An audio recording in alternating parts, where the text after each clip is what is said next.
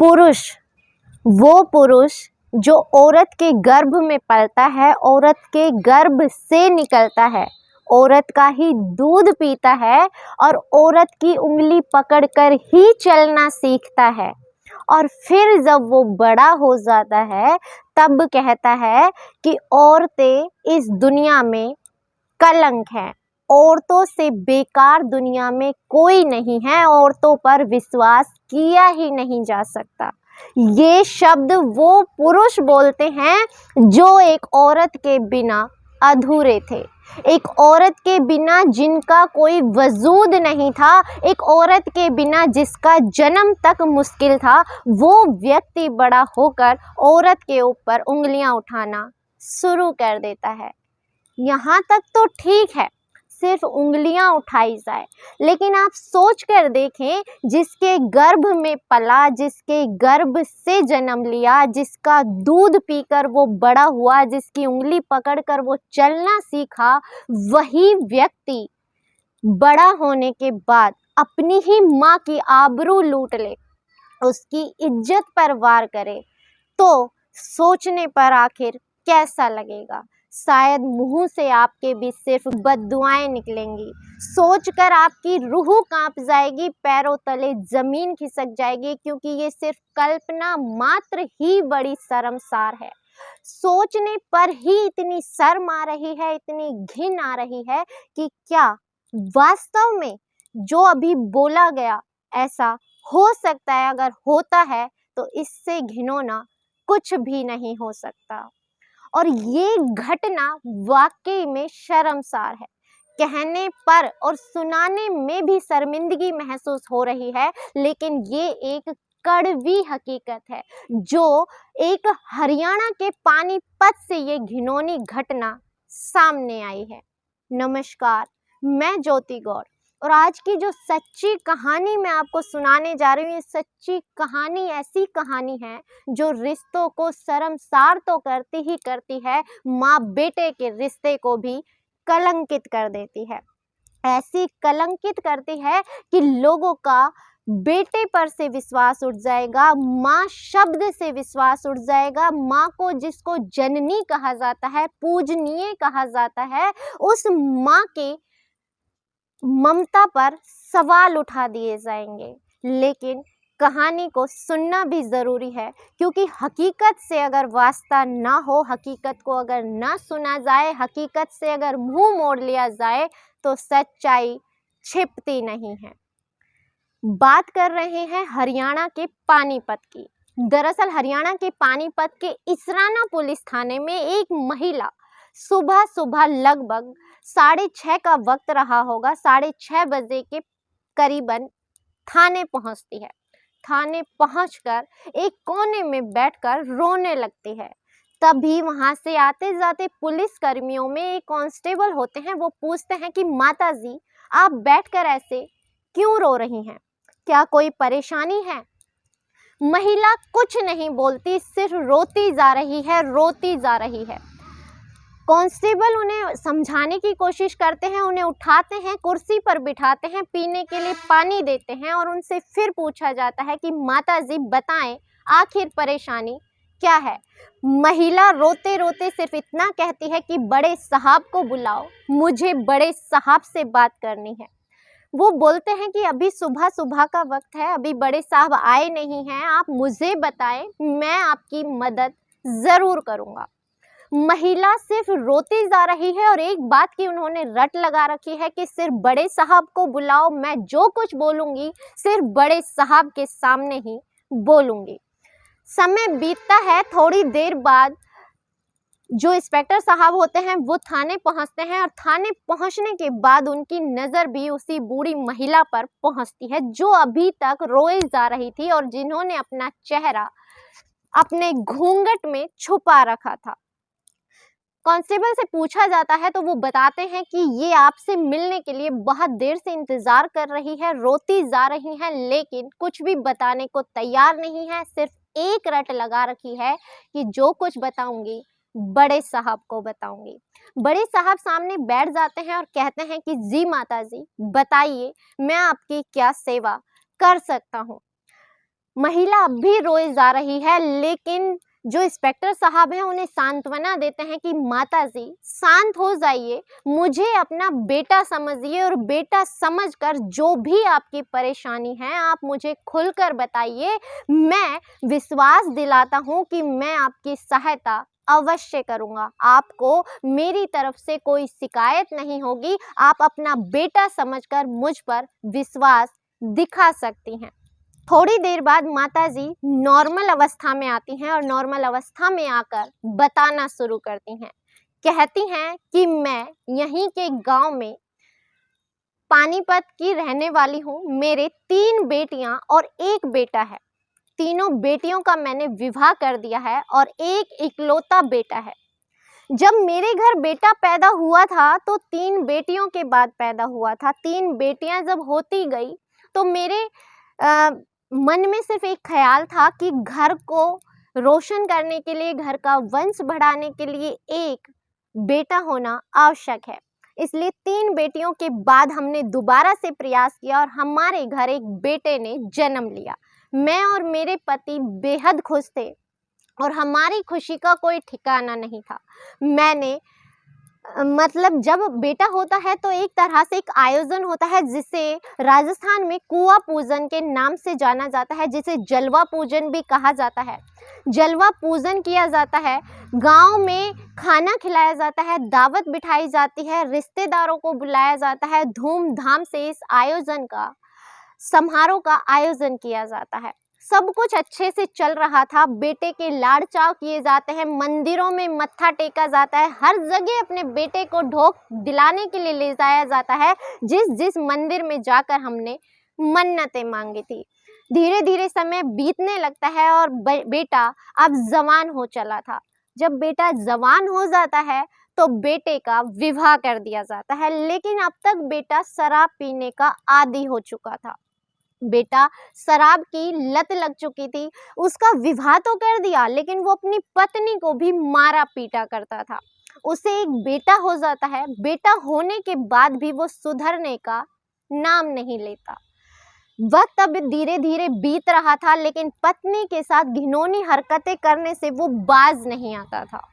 आए दिन उसे मारता था, पीटता था, गाली गलौज करता था, यहाँ तक कि उसके कपड़े फाड़कर उसे सड़क पर खड़ा कर देता था। पत्नी आखिरकार परेशान हो जाती है और उससे तलाक लेकर चली जाती है। अब जब पत्नी तलाक ले लेती है और उसे छोड़कर चली जाती है तो अब वो शराब का आदी बहुत ज़्यादा हो गया था। अब वो बहुत ज़्यादा शराब पीने लगा था। तभी अचानक एक दिन जो मेरे पति हैं उनकी बहन के यहाँ कोई प्रोग्राम होता है। मेरे पति वहाँ पर चले जाते हैं। रात का समय था, बहुत देर हो गई थी। बेटा अभी तक खेतों से वापस नहीं आया था। पोता मेरे पास सोया हुआ था। रात के तकरीबन 11:30-12 बजे मेरी आंख खुलती है तो क्या देखती हूँ, मुझे टीवी की जोर जोर से आवाज़ें आ रही हैं। टीवी इतना तेजी से चलाया गया था कि मेरे कमरे तक क्या, अड़ोस पड़ोस में भी बहुत तेजी से आवाज़ और शोर हो रहा था। मैं जैसे ही बेटे के कमरे में गई, जाकर देखती हूँ तो क्या देखती हूँ कि टीवी तो बहुत तेजी से चल रहा है और बेटा निर्वस्त्र होकर बिना कपड़ों के कमरे में लेटा हुआ है। मैंने उसे डांटा और फटकार कर कहा कि कपड़े पहनो, ये क्या बेहुदगी है, और बताओ क्या मैं तुम्हारे लिए खाना लगा दूं। क्योंकि माँ थी, माँ की ममता थी कि बेटा इस हाल में है, शराब पीकर आया है, घर उजाड़ दिया है, उसका जो बच्चा है वो बिना माँ का हो गया है। लेकिन आज भी माँ का दिल धड़क रहा है कि बेटे ने सुबह से पता नहीं खाना खाया कि नहीं खाया। लेकिन उस हैवान को कोई फर्क नहीं पड़ता। हैवान उठता है और उठकर अपनी माँ को पकड़ता है और माँ को पकड़कर कहता है कि मेरी बीवी तुम्हारी वजह से मुझे छोड़कर चली गई, मेरा घर तूने बर्बाद कर दिया और आज तू नाटक कर रही है कि मैं खाना खाऊं या नहीं खाऊं, मैं कपड़े पहनकर सोऊं या नहीं सोऊं। माँ गिड़गिड़ाती है, गिड़गिड़ाते हुए कहती है कि बेटा ये कैसी बातें कर रहे हो, जो कुछ तुम्हारे साथ हुआ वो तुम्हारे कर्मों का फल है, मेरा इसमें कोई भी हिस्सा नहीं है। वो कहता है कि नहीं, जो कुछ हुआ उसकी जिम्मेदार सिर्फ तुम हो। तुम्हारी वजह से मेरी पत्नी मुझे छोड़कर चली गई। अगर तुम चाहती तो मेरी पत्नी मेरे साथ रहती। बेटा अपनी हदें भूल जाता है और माँ के कपड़े खींचना शुरू कर देता है। माँ कहती है कि ये क्या बेहुदगी कर रहे हो। वो कहता है कि अब जो मैं मेरी पत्नी के साथ करता था, अब वही सब मैं तुम्हारे साथ करूँगा। यही तुम्हारी गलती की सज़ा है। तुमने मेरी पत्नी से मुझे दूर कर दिया, तो मैं अब अपनी पत्नी की ज़रूरतें तुमसे पूरी करूँगा। माँ ये जैसे ही सुनती है, माँ के पैरों तले जमीन खिसक जाती है। ऐसा लग रहा था मानो सारा जहां उलट पुलट कर रह गया। एक तरह से माँ के गाल पर बिना तमाचा मारे तमाचा जड़ दिया गया था। माँ समझ नहीं पा रही थी कि आखिर ये कैसी घिनौनी बात कर रहा है। माँ ने सोचा शायद शराब के नशे में है, शराब की नशा उतर जाएगा तो शायद ये अपने होश में आ जाएगा। माँ अपने कमरे में चली जाती है और बेटा पीछे पीछे आता है, अपने पोते को उठाता है और अपने पास ले जाकर सुला लेता है। माँ सोचती है कि चलो कोई नहीं, बेटे के साथ सोएगा तो शायद सुबह तक इसकी हरकतें ठीक हो जाएंगी। माँ आकर सो जाती है। तभी कुछ देर बाद बेटा कमरे में आता है और कमरे में आकर दरवाज़ा बंद कर लेता है और अब माँ के साथ गंदी हरकतें शुरू कर देता है। माँ कहती है कि शर्म करो, तुमने मेरी ही कोख से जन्म लिया है और आज हैवानियत के उस हद को पार कर रहे हो जहाँ पर तुम इस लायक नहीं हो कि जिस कोख से जन्म लिया है, आज उसी कोख को तुम शर्मिंदा कर रहे हो। वो कहता है कि मेरे लिए तुम सिर्फ एक स्त्री हो, इससे ज़्यादा कुछ नहीं। मेरी पत्नी की जो कमी है वो आज सिर्फ और सिर्फ तुम पूरा करोगी। इससे ज़्यादा मैं कुछ नहीं जानता। मैं सिर्फ इतना जानता हूँ कि तुम सिर्फ एक औरत हो और मैं एक पुरुष हूँ और मेरी जो ज़रूरतें हैं वो आज तुम पूरी करोगी। माँ को मारता है, पीटता है। माँ अपने आप को बचाने की बहुत कोशिश करती है। कहती है कि जिंदगी भर माँ बेटे का रिश्ता कलंकित हो जाएगा। होश में आ जा, अभी तू होश में नहीं है, लेकिन जब शायद तू होश में आएगा तो अपने आप से भी नजरें नहीं मिला पाएगा। लेकिन बेटा अपने होश में नहीं आता।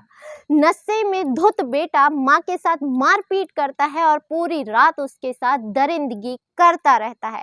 दरिंदगी करके जब वो थक जाता है तो अपने कमरे में जाकर वैसे ही निर्वस्त्र सो जाता है। माँ तुरंत से अपनी बेटियों को फ़ोन करती है, अपने पति को बताती है। बेटियां उन्हें समझाती हैं कि ऐसी घिनौनी हरकत को अगर चुप रहकर सह लिया तो अच्छा नहीं होगा। हम पहुंच रहे हैं, लेकिन उससे पहले आप थाने जाकर शिकायत दर्ज कराओ।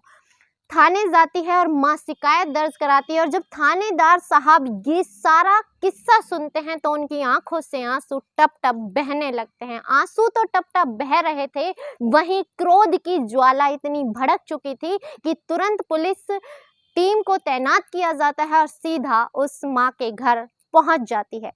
जैसे ही माँ वहां पर पहुंचती है तो बेटा वहीं पर अपने कमरे में इस वक्त भी निर्वस्त्र हालत में पड़ा हुआ होता है। पानी की बाल्टी भरकर बेटे के ऊपर डाली जाती है और बेटा जब होश में आता है तो उसे डंडे बरसाते हुए थाने लाया जाता है। शुक्रवार को ये मामला थाने में दर्ज कर लिया गया है। जो भी उसके ऊपर कार्रवाई होगी वो तो होगी ही, लेकिन इस जो घटना थी इतनी शर्मनाक घटना थी कि जिसने माँ बेटे के रिश्ते को कलंकित कर दिया। यहाँ पर बात ये नहीं है कि वो कौन था, क्या था, किस धर्म से था, किस जाति से था। बात ये है कि वो एक बेटा था और वो एक माँ थी और जिसके गर्भ से उसने जन्म लिया था उसी माँ की गर्भ को उसने कलंकित कर दिया। जिस माँ का दूध पीकर वो आज तक जीवित है, इतना बड़ा हुआ है, इतना हष्ट-पुष्ट हुआ है, एक तरह से जो जवानी उसके पास है वो उसी दूध का नतीजा है। आज उसने उस दूध को भी शर्मसार कर दिया। तो दोस्तों, इस कहानी को सुनाने का उद्देश्य आपको दुखी करना, परेशान करने, आपकी भावनाओं को ठेस पहुंचाना नहीं है, लेकिन मैं सिर्फ इतना कहना चाहूँगी कि जो ये शराब है ये सिर्फ आपका नहीं बाकी आपके पूरे परिवार का भी जीवन बर्बाद कर देती है। क्योंकि शराब आपको, सिर्फ आप शराब नहीं पीते, शराब के साथ साथ पी जाते हैं माँ की खुशियाँ, माँ की ममता, पत्नी का विश्वास, बच्चों का भविष्य, सब कुछ आप एक साथ एक घूंट में पी जाते हैं। और कभी कभी तो रिश्तों की मान मर्यादाओं को भी पी जाते हैं। तो ऐसी जो घटिया चीजें हैं उनसे दूर रहें, अलबत्ता कम से कम इतना तो दूर रहें कि जब आप होश में आए तो खुद से तो कम से कम नजरें मिला सके। इसी के साथ इजाजत दीजिए, मिलते हैं अगले किसी सच्ची घटना के साथ। तब तक अपना ख्याल रखें, स्वस्थ रहें, सतर्क रहें। जय हिंद, जय भारत।